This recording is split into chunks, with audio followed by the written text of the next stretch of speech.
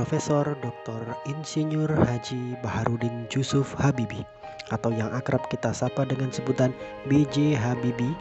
Beliau lahir pada tanggal 25 Juni tahun 1936. Beliau sangat terkenal melalui karyanya yakni pesawat terbang N250. B.J. Habibie merupakan anak keempat dari 8 bersaudara dari pasangan Bapak Alwi Abdul Jalil Habibie dan Raden Ayu Tuti Marini Puspowarjojo. Ayahnya merupakan ahli pertanian yang berasal dari Gorontalo dan sang ibu berasal dari Yogyakarta. Beliau menikah dengan Hasri Ainun Besari pada tanggal 12 Mei 1962 di Rangga Malela, Bandung, dan dikaruniai 2 orang putra, yaitu Ilham Akbar Habibie dan Tharek Kemal Habibie. Beliau pernah menuntut ilmu di SMA Kristen Dago, yang kemudian melanjutkan pendidikannya dengan mengambil bidang keilmuan teknik mesin di Fakultas Teknik Universitas Indonesia Bandung yang sekarang berganti nama menjadi Institut Teknologi Bandung. Beliau merupakan Presiden Republik Indonesia ketiga yang sebelumnya menjabat sebagai Wakil Presiden Republik Indonesia ke-7. Beliau dilantik tanggal 21 Mei 1999 menggantikan Bapak Soeharto yang saat itu mengundurkan diri dari jabatan presiden. Beliau juga pernah menjabat sebagai Menteri Riset dan Teknologi pada tahun 1978 sampai dengan tahun 1998. Sebelum terjun ke dunia politik, B.J. Habibie dikenal sebagai seorang profesor serta ilmuwan dalam teknologi aviasi internasional dan satu-satunya presiden Indonesia yang berlatar belakang teknokrat. Beliau merupakan presiden dan juga wakil presiden dengan masa jabatan terpendek, yakni 2 bulan 7 hari sebagai wakil presiden dan 17 bulan atau 1 tahun 5 bulan sebagai presiden. Tetapi walaupun hanya sebentar, beliau mampu memimpin Indonesia dengan sangat baik.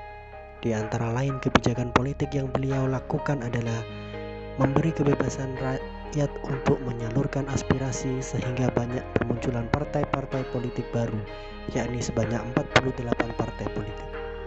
Mencabut larangan berdirinya serikat-serikat buruh independen. Membentuk 3 undang-undang yang demokratis, yakni Undang-Undang Nomor 2 Tahun 1999 tentang Partai Politik, Undang-Undang Nomor 3 Tahun 1999 tentang Pemilu, dan Undang-Undang Nomor 4 Tahun 1999 tentang Susunan Kedudukan MPR DPR, serta kebijakan ekonomi antara lain melakukan restrukturisasi dan rekapitulasi perbankan melalui pembentukan BPPN dan unit pengelola aset negara, melikuidasi beberapa bank yang bermasalah, membentuk lembaga pemantauan dan penyelesaian masalah utang luar negeri, mengesahkan undang-undang tentang larangan praktik monopoli dan persaingan yang tidak sehat, serta undang-undang tentang perlindungan konsumen. Dan beliau wafat pada tanggal 11 September 2019. Pada saat beliau menjabat menjadi Presiden Republik Indonesia ketiga, tanggal 21 Mei 1998, Indonesia sedang mengalami krisis moneter dari pertengahan tahun 1997. Dolar menguat dan menyentuh nilai Rp11.000 per 1 dolar. Pada kasus ini, kepemimpinan beliau diuji, sehingga beliau harus mengambil keputusan dengan cermat dan tepat. Dalam kurun waktu kurang dari 1 tahun, beliau mampu membuat Indonesia pulih. Ini menandakan bahwa beliau mampu memimpin dan bertanggung jawab sebagai presiden.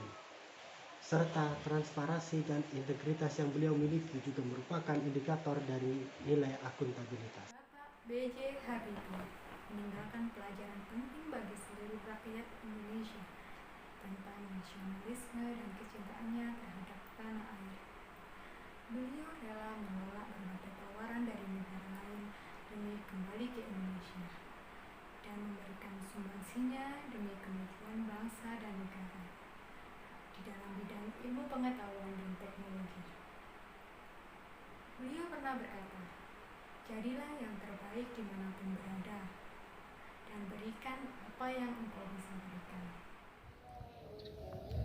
Beberapa kebijakan yang dibuat oleh Bapak B.J. Habibie saat menjabat sebagai Presiden Republik Indonesia antara lain memberi kebebasan kepada rakyat untuk menyalurkan aspirasi sehingga partai baru muncul pada era tersebut, serta memberi kebebasan kepada narapidana politik dan juga mencabut larangan serikat buruh independen.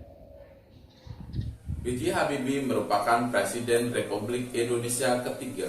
Banyak sekali kontribusi untuk bangsa dan negara Indonesia untuk kancah dunia. Dia memiliki komitmen memajukan bangsa dan negara dengan temuan kerangka pesawat terbangnya, sehingga Indonesia tidak dipandang sebelah mata di kancah dunia dan di mata dunia. B.J. Habibie adalah sosok yang bijaksana, jujur, peduli, penuh kasih dan pengharapan. Beliau adalah pribadi yang terhormat dan patut menjadi panutan kaum muda Indonesia. B.J. Habibie adalah tokoh yang membangun fondasi pemberantasan korupsi. Beliau adalah pelopor munculnya undang-undang tentang korupsi, terutama pada Undang-Undang Nomor 28 Tahun 1999 tentang penyelenggaraan negara yang bersih dari korupsi, kolusi, dan nepotisme. Beliau juga yang mempelopori Undang-Undang Nomor 31 Tahun 1999 tentang pemberantasan tindak pidana korupsi.